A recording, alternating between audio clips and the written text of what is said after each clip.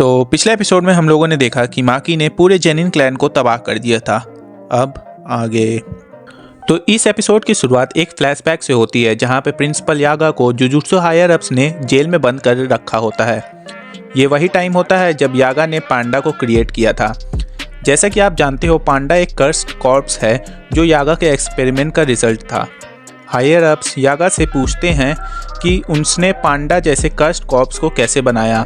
पांडा एक इंडिपेंडेंट कर्स कॉर्प्स है जो खुद सोच सकता है, फील कर सकता है और अपनी कर्स एनर्जी भी जनरेट कर सकता है, जो नॉर्मल कर्स कॉर्प्स नहीं कर सकते हैं। इस वजह से हायर अप्स को डर होता है कि यागा फ्यूचर में कर्स कॉर्प्स की आर्मी बना सकता है। इसलिए वो इस टेक्निक को मिलिट्री लेवल थ्रेट मानते हैं और उसे इंफॉर्मेशन निकालने की कोशिश करते हैं। लेकिन यागा कुछ नहीं बताता, क्योंकि अगर ये टेक्निक गलत हाथों में चली गई तो लिविंग बींग्स को सिर्फ वेपन की तरह यूज़ किया जाएगा। अब प्रेजेंट में आते हैं जहां कुसाकाबे पांडा को सील से रिलीज़ करता है और बोलता है कि ये बात किसी को मत बताना। पांडा पूछता है, तुम मेरी हेल्प क्यों कर रहे हो? कुसाकाबे बताता है कि प्रिंसिपल यागा का उस पर बहुत बड़ा एहसान है। सालों पहले उसकी बहन का बेटा मर गया था और वो डिप्रेशन में चली गई थी। तब यागा ने उस बच्चे की मेमोरी को एक कर्स कॉर्प्स में डाल दिया था, जिससे उसकी बहन को थोड़ा होप मिला। इसी एहसान को चुकाने के लिए वो पांडा की मदद करता है। इसके बाद हायर अप्स गोजो के सील होने के बाद यागा को डेथ सेंटेंस दे देते हैं और उसे मारने के लिए असैसिन भेजते हैं। यागा फाइट के लिए रेडी हो जाता है और बोलता है, गोजो के सील होने के बाद अब भी की बिल्ली भी शेर बन गए हैं। तभी एंट्री होती है गाकू गांजे की, वही गिटार वाला बुढ़ा। सीन कट होता है और बाद में पता चलता है कि गाकू गांजे ने यागा को मार दिया। मरने से पहले यागा फाइनली बता देता है कि उसने पांडा और बाकी कर्स कॉर्प कैसे क्रिएट किए। गाकू गांजी कहता है, अगर तुम्हें पहले बता दिया होता तो शायद तुम्हें एक्सिक्यूट नहीं किया जाता।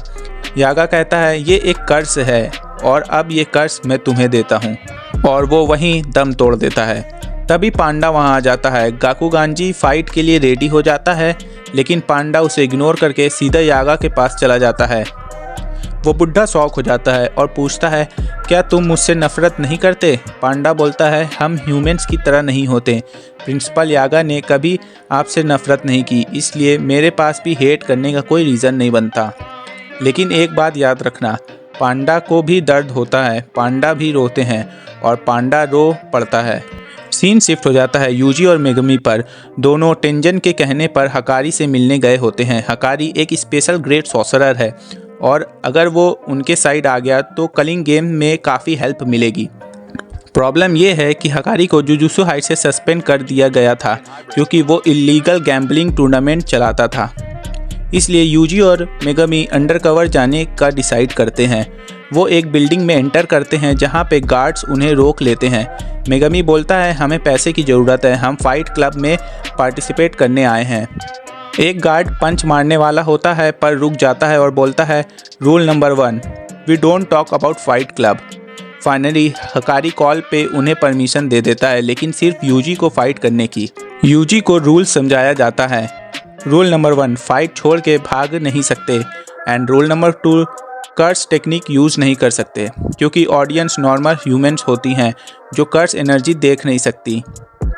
अरीना में एंट्री होती है यूजी की और सामने से जो फाइटर आता है वो होता है पांडा। लेकिन असली में दोनों एक्टिंग कर रहे होते हैं। हकारी को माइंड गेम्स पसंद है। वो देखना चाहते हैं कि कौन सिस्टम के अंदर रहकर गेम खेल सकता है। एंड में यूजी जीत जाता है और ऑडियंस शॉक हो जाती है। हकारी कहता है, इस लड़के को मेरे पास भेजो। रात में मेगमी पांडा को प्लान बताता है। उन्हें डर है कि कहीं यूजी की रियल आइडेंटिटी रिवील ना हो जाए, इसलिए वो मॉनिटरिंग रूम में घुसने का प्लान बनाते हैं। फाइनली यूजी हकारी से मिलता है। हकारी उसे ऑफर देता है, 1 महीने तक रोज 1 घंटा काम करो और 1 मिलियन येन कमाओ। कन्वर्सेशन के बीच हकारी सडनली गोजो का नाम लेता है। यूजी प्रिटेंड करता है कि वो गोजो को नहीं जानता। हकारी तुरंत समझ जाता है कि कुछ गड़बड़ है। वो यूजी पर अटैक कर देता है। दोनों एक दूसरे का कॉलर पकड़ लेते हैं और इसी के साथ एपिसोड एंड हो जाता है। नेक्स्ट एपिसोड में यूजी वर्सेस हकारी का फाइट देखने को मिलेगा जो कि काफ़ी ज़्यादा इंसेन होने वाला है। तो अगर ये वाला वीडियो पसंद आया हो तो भाई चैनल को सब्सक्राइब कर लेना, वीडियो को लाइक कर देना एंड भाई अपने दोस्तों के साथ भी शेयर कर दो। एंड भाई नेक्स्ट जो एपिसोड आने वाला है वो काफ़ी ज़्यादा मज़ेदार होने वाला है, तो उसके लिए भी वेट करना। एंड जैसे ही एपिसोड आएगा मैं ट्राई करूँगा कि इस बार तो भाई ऑन टाइम अपलोड कर दूँ। तो मिलते हैं नेक्स्ट वीडियो में, तब तक के लिए bye, take care and love you all.